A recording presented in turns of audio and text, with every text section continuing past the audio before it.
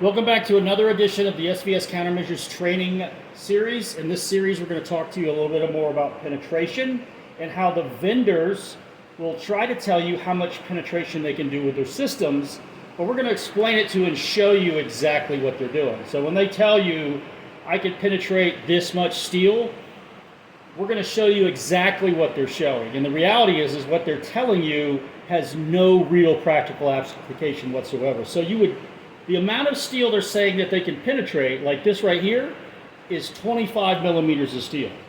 That's thick. That's extremely thick. And if you ever encounter a counter IED scenario where you're trying to penetrate this thickness of steel, good Lord, okay? And the reality is if you go to like Golden's website, Golden Engineering, they give you specifically for each generator what each one can penetrate. So when you see what this says on their website, and then you look and see what some of these vendors are saying, they're saying they can do some ridiculous amounts of penetration.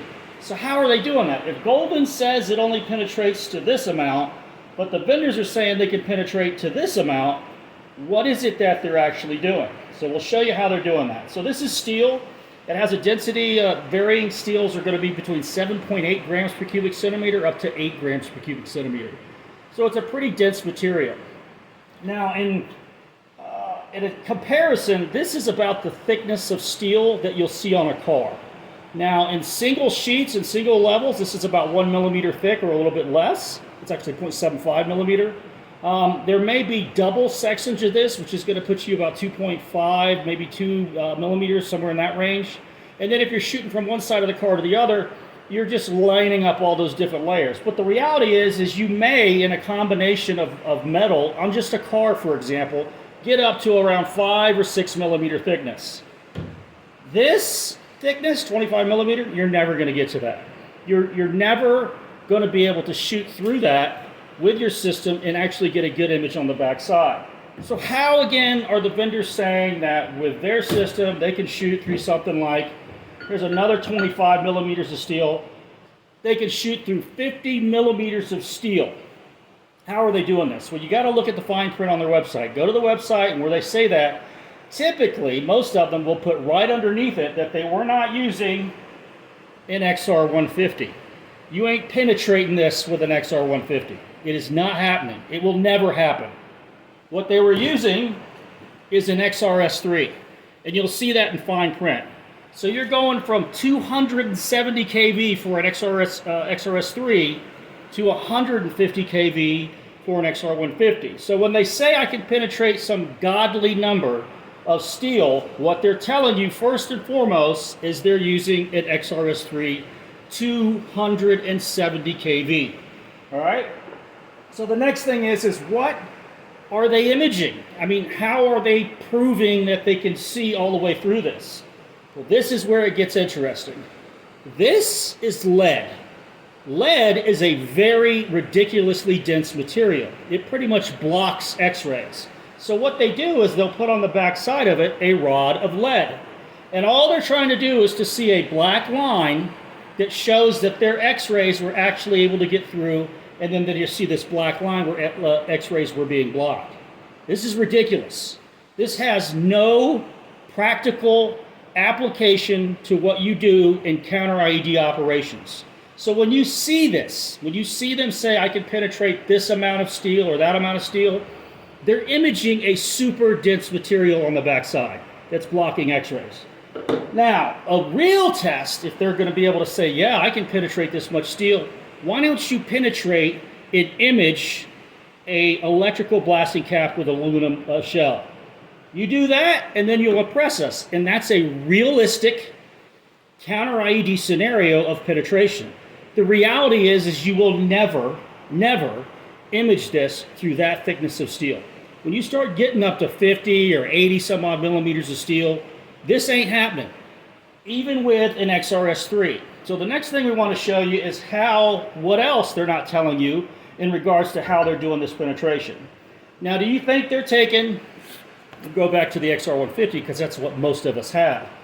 Now, do you think they're taking their XR50, 150 and moving it back to your standard setback and then achieving these levels of penetration? Absolutely not, they are not. This object is going to be slammed up against the panel, okay? This is going to be slammed up against the panel. This piece of lead is going to be slammed up into the backside. And then they're going to take their generator and smash it right up against this. So what they're actually penetrating is a small circle of the cone, like that big, coming out of it.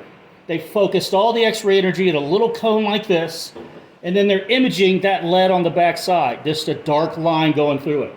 This is complete crap, okay? So when you see this, and you see a vendor telling you this, you need to understand this is just a sales pitch for people who don't understand what they're doing. If you don't understand this and they say, hey, yeah, I can penetrate 85 centimeters of steel, you're going, wow, that's freaking incredible. They're not telling you it's not with an XR150. It's not at the standard setback. It's not imaging something that's realistic. It's imaging lead, not a counter IED component or a component to an IED. And they're using a super high kV generator to accomplish this. Now, this type of penetration testing, or how much it can penetrate, is what I call useless penetration. Now, what you have right here is an ASTM wire step wedge. And the way this is designed is you've got varying thicknesses of steel. This one goes all the way up to, I believe, 20 millimeter, okay? And on the back side, they have wires running through here, and each wire is a different gauge. Now, this is the old version. This is the ASTM F79208, I think, or 88, I'm not sure. The new one's the RT, but again, this is a viable penetration test that if so, you're going to ask somebody, how much can you penetrate with your system, with the generator that comes with it, at a setback that I normally use, how much can you penetrate? This is the kind of test you want to ask for, okay? Now the new test, this one only goes up to a 30 gauge wire, so it's pretty easy to image this wire all the way out to step 10. The RT test goes down to a 36 gauge wire, and it goes out to, again, 10 millimeters, or 20 millimeters, I'm sorry. So the reality is that if you're going to do penetration testing, or if you're going to buy a system that has good penetration capability, you want to have a test that makes sense. ASTM tests make sense. They are viable, they're easy, everybody has these. This is a load of crap, okay? So when they're telling you I can penetrate all this steel, you immediately need to get your radar kicking off going, they're about to blow some smoke. Because they are. It has no real-world application.